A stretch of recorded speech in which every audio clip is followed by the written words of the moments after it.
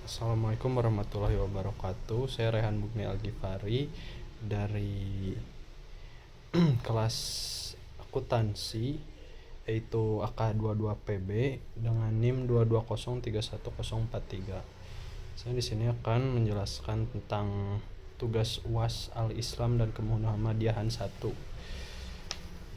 yaitu nomor 1. Jelaskan bagaimana sejarah penguasaan ilmu pengetahuan dalam Islam, lalu fase kemunduran umat Islam hingga terjadinya pemisahan antara ilmu dan agama di Barat.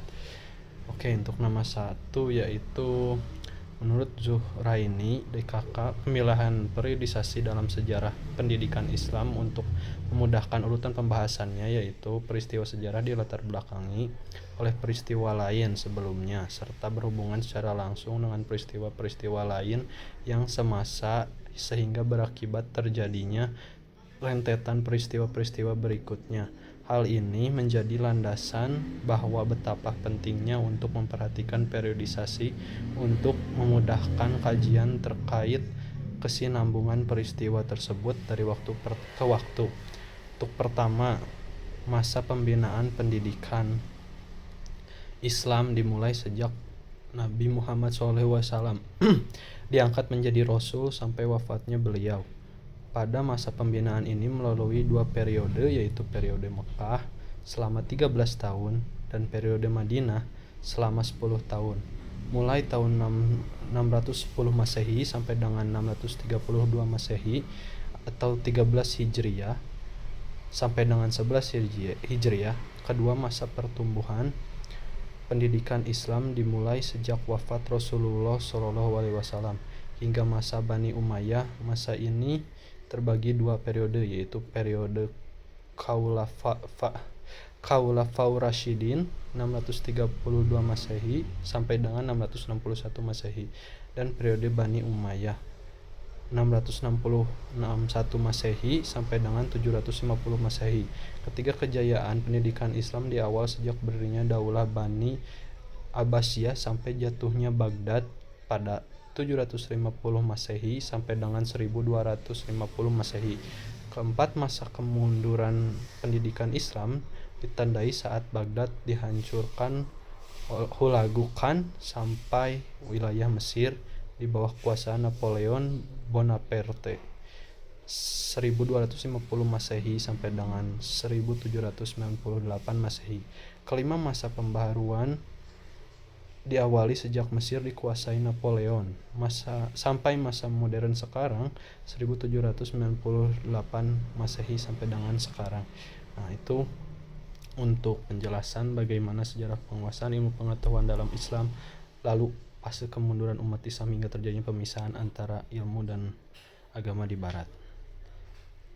Oke, untuk nomor 2 saya akan menjelaskan, yaitu pertanyaannya yaitu jelaskan oleh saudara bagaimana kritik Islam dalam melihat perkembangan ilmu pengetahuan di Barat yang cenderung bebas nilai dan tanpa moral, bahkan meniadakan Tuhan dalam ilmu pengetahuan.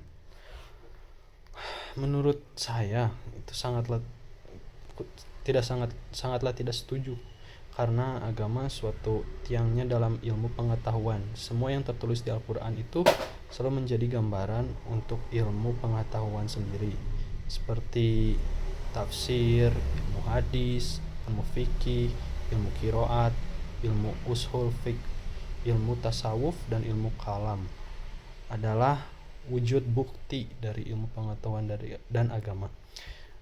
Jadi agama itu sebenarnya penting banget untuk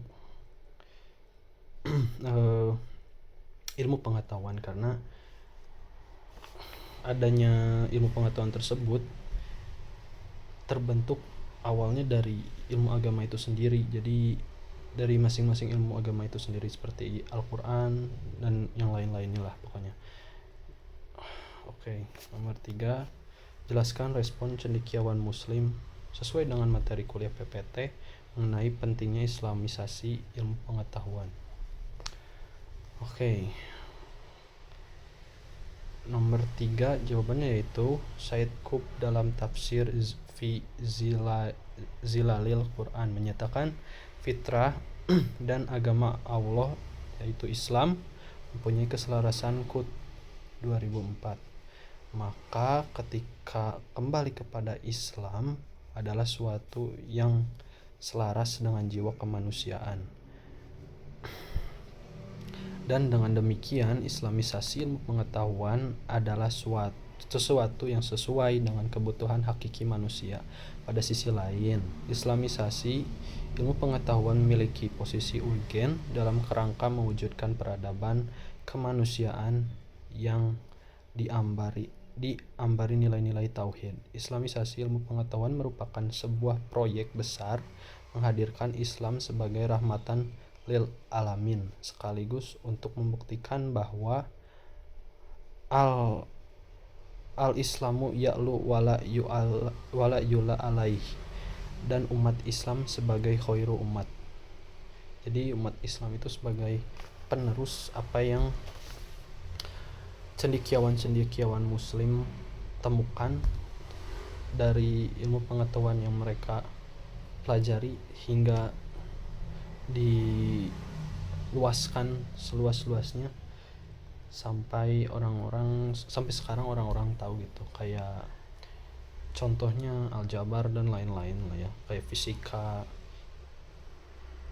dan ya pokoknya banyak lah ya, kimia dan sebagainya. Untuk nomor 4, jelaskan oleh saudara bagaimana Islamic Technopreneur menjadi solusi keilmuan di masa yang akan mendatang. Mengapa Islamic Technopreneur menjadi solusi? Karena teknologi bisa sangatlah berdampak. Ini jawaban untuk nomor 4.